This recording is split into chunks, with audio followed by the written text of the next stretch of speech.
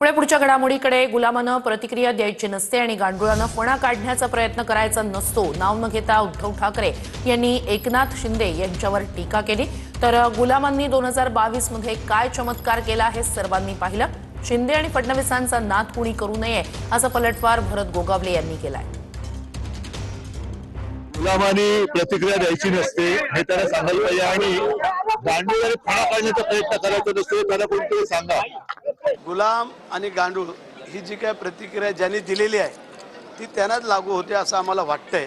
त्याचं कारण आहे, कारण जो काय गुलाम असता तर गुलामांनी काय चमत्कार केला 2022 सालामध्ये हे आपण पाहिलं, आणि गांडूळ असता तर 2024ची महायुतीची सत्ता परत आली नसती।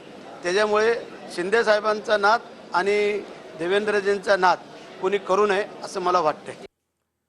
तर विरोधी पक्ष नेतेपदाच्या निवडी संदर्भात उद्धव ठाकरे यांनी विधानसभा अध्यक्ष राहुल नार्वेकर यांची भेट घेतली। उद्धव ठाकरे आणि नार्वेकर यांच्यात अर्धा तास चर्चा झाली। नार्वेकरांच्या भेटीनंतर ठाकरे यांनी राम शिंदे यांचीही भेट घेतली आहे। दोन्ही सभागृहांमध्ये विरोधी पक्षनेता देण्याची मागणी केल्याचं ठाकरे यांनी सांगितलं। विरोधी पक्षनेतेपद देत नसाल तर उपमुख्यमंत्री पदही रद्द करा असं उद्धव ठाकरे यांनी म्हटलंय। साहजिकच आहे, दोघांनी सांगितले की आम्ही जरूर त्याचा आमच्या मनामध्ये तो विचार चालू आहे, आम्ही लवकरात लवकर तो निर्णय घेऊ। आता हे गेल्या अधिवेशनाच्या वेळेला सुद्धा लवकरात लवकर हा शब्दप्रयोग झाला होता। आता किती लवकर तो निर्णय होतोय हे आपल्याला कळेल, कारण आमची तर विनंती किंवा आग्रह असा आहे की हे अधिवेशन संपण्यापूर्वी दोन्ही सभागृहाला विरोधी पक्षनेते लाभावेत। संख्याबळ हा जर का नियम असेल तर मग नियमानुसार उपमुख्यमंत्री पण पद नाहीये, त्याला संख्याचं नाहीच आहे, कारण काय काय ठिकाणी तर नुसतं असंच नेमले गेलेले आहेत।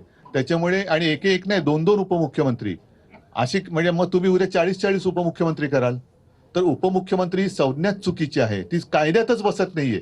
जर विरोधी पक्षनेते पदाला संख्याबळाचं जर काही आडकाठी असेल तर उपमुख्यमंत्री पदाला कशाचाच आधार नाहीये।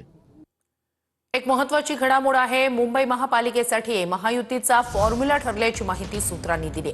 भाजप 130 ते 140 जागा लढण्यावर ठाम आहे, तर शिंदेच्या शिवसेनेला 80 ते 90 जागा देणार असल्याची माहिती सूत्रांकडून मिळाली आहे। 25 मुस्लिम बहुल जागांपैकी 10 ते 15 जागा राष्ट्रवादीला पाहिजेत, यावर चर्चा झाल्याचंही सूत्रांकडून समजतंय।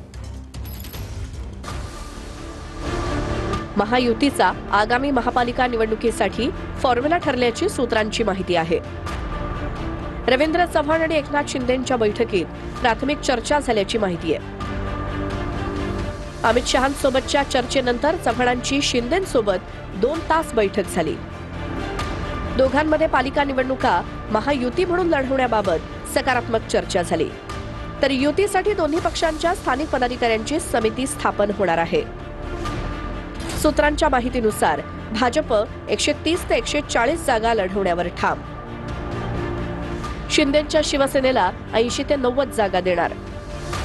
25 मुस्लिम बहुल जागांपैकी 10 ते 15 जागा राष्ट्रवादीला पाहिजेत।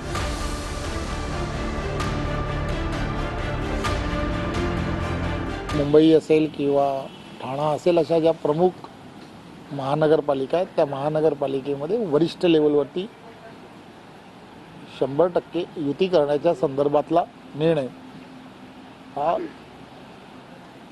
वरिष्ठांनी सर्वांनी मिळून घेतलेला आहे। स्थानिक पातळीवर देखील स्थानिक ज्या कमिटी आहेत एकमेकांच्या बरोबर चर्चा करतील, जिथं कुठं अडचण येईल त्या ठिकाणी वरिष्ठ त्याच्यामध्ये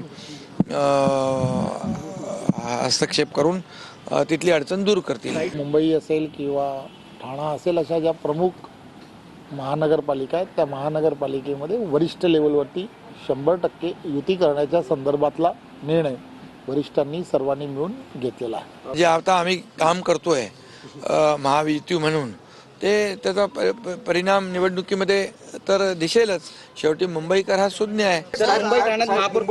महापौर महायुतीचा असेल, महायुती जोरदारपणे जिंकेल। तर महायुती एकत्र लढण्याच्या चर्चांवर विरोधकांनी टीका केली। एकनाथराव शिंदेची भाजपाला गरज कुठे आहे? तिथं ते भाजपवाले एकनाथराव शिंदेबरोबर युती करतायत। सरसकट युती झालेली नाही. इथं लोकांची गरज आहे, भारतीय जनता पार्टीची गरज असेल तिथं फक्त मित्रांना जवळ करायचं, वापरून घ्यायचं आणि सोडायचं. जे काही अफवा उडवतात आहेत की आता आम्ही एकत्रित लढू वगैरे, हे एकत्रित लढतील की नाही लढतील ते येणारा काळ सांगेल. राज्याच्या जनतेची तिजोरी लुटायसाठी हे तीनही चोर मौसरे भाऊ एकत्रित आलेले आहेत आणि लोक आता यांना घरी पाठवायची तयारी करतील.